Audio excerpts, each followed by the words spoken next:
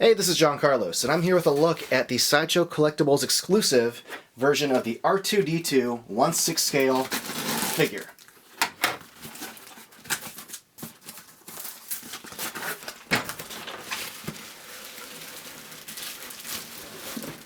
Here's a look at the packaging, which includes artwork on the side and the back.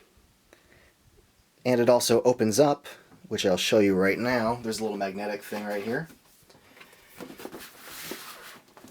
Very simple on the inside, and some of the pieces have kind of slid out, so I have to be careful when I open this up because the lightsaber and some of the little pieces have slid out of the little sections.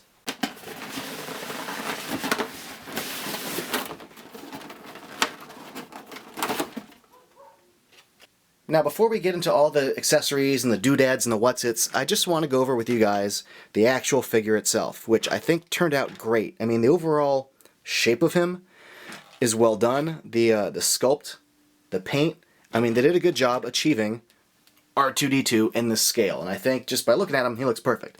Now, taking a closer look at him, you can just see sort of the details within his, the sculpting of, let's say, his front area, and just the amount of, paint that went into creating his sort of, off-white surface, and just, the grooves that went into his vents and everything. His feet look great. Even the little cables here, I mean, they really do look like cables, and they are painted really well, but they're not cables, but they're painted so well to look like them. They're like a basic kind of tubing with like a little textured paint included in there. I think his feet look really, really good. I like how they're a little darker, almost brown towards the bottom. If you want to look at the back of the figure here, you could just see the overall surface of R2. And the dome's got some really good details. We'll go into a closer look at that right now. Certain sections of it open up, which we'll get into in a moment. But the stuff on the back, the little grid, the little doodads on top, the little panels are well sectioned off. I like that. His little front face looks good. The little sections here look great. And also the little edges there where the the blue paint's been chipped away. Looks really, really good. Also, they did a good job with the sides of him. Like, his legs look awesome. You can just see there the use of silver and all the little great details that were sculpted onto this. There's some really, really good pieces. I'm really happy with how this figure turned out.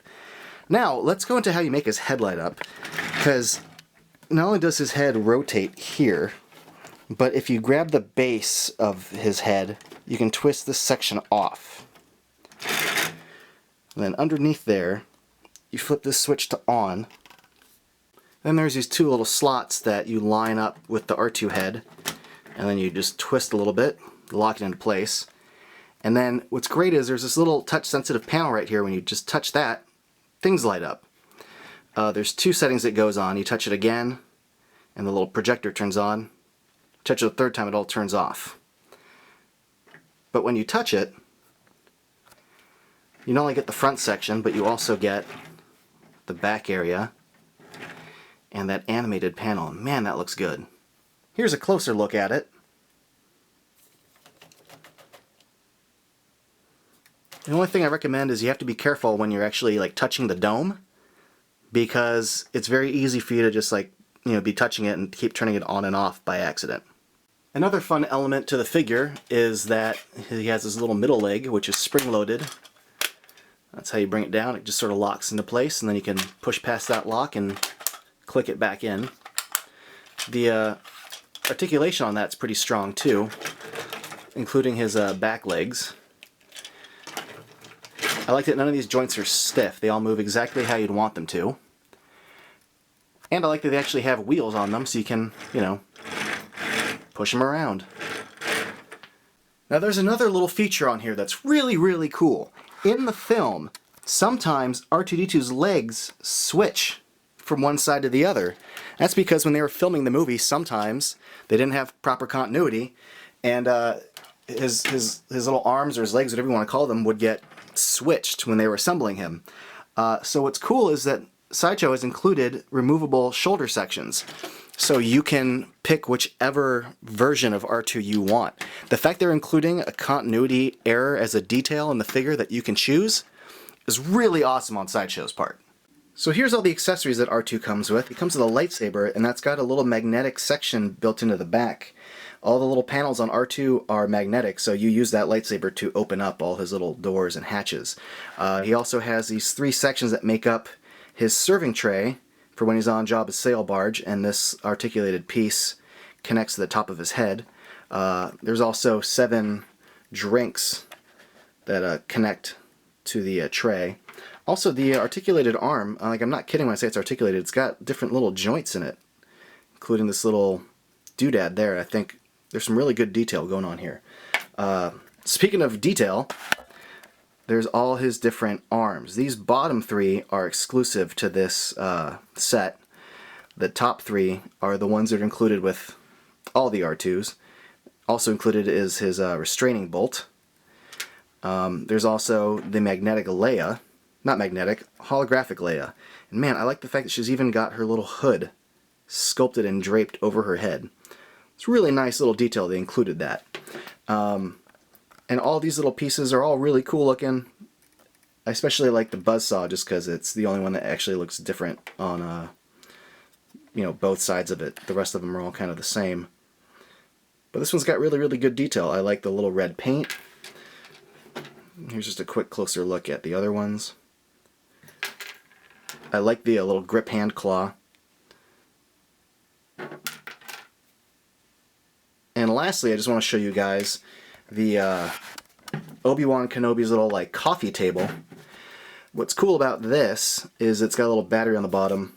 You could use the magnetic section here to pop that off. You can plug in the holographic Leia. This plug is really tight, by the way, like really, really tight. But you push this little thing and she lights up, which is awesome. There's a blue light in there that's just triggered by this. And I think that's a really, really cool effect.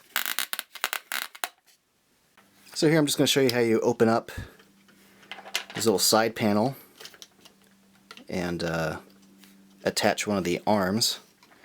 Now the door doesn't really open that much, so it helps if you have little nimble fingers and not, big sausage fingers.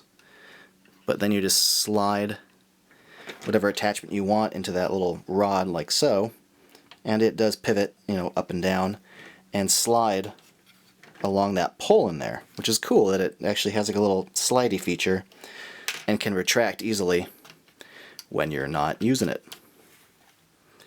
The magnetic lightsaber also opens a few other sections, like that area and this one on the side here. At least it should. There we go. You also need to use the lightsaber to open up that panel, which slides open. And then you don't need a lightsaber to open these. You just need a little edge of a fingernail to pop these out. So here's a look at R2 opened up with some of his things attached and sticking out. Taking a closer look at his dome, he's got the life scanner, which you just press that little flap, it's spring-loaded. The scanner is spring-loaded too. When you pull it up, I presume it should lock into place, but mine's not, and it's so brittle that I don't want to pull on it and potentially break it. But the actual life scanner itself looks really good. Looks just like how it does in the movie. It's a really tiny little piece, but I think they did a great job with it. And then that gets spring-loaded back in. Just have to be careful because it's so little.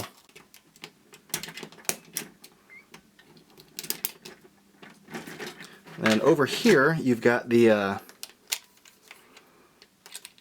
auxiliary, viewer thing, and that at least snaps into place when I pull it out.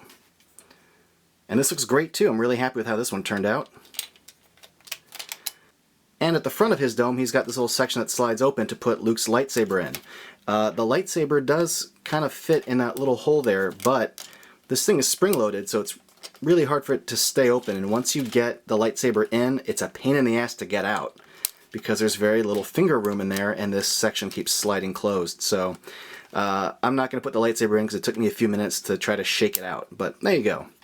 Also, we're going to show you how you attach the drink trays now. First off, the 7 drinks plug into the tray really easily. There's no problem there. And then you just sort of take this section and, you know, plug it into the 2 holes there. Both of them snapped on really easily. And then you just stick them onto the R2 unit. That put on really easily. And then lastly, the little drink arm serving thing plugs into that hole on the top, like so. And then you can just sort of articulate it however you want to pose it. Oh, and I probably should put on the restraining bolt. There's one thing I never did. Now, one last thing. I take back what I said about opening up these blue sections with your finger. It is, in fact, easier to use the magnetic lightsaber.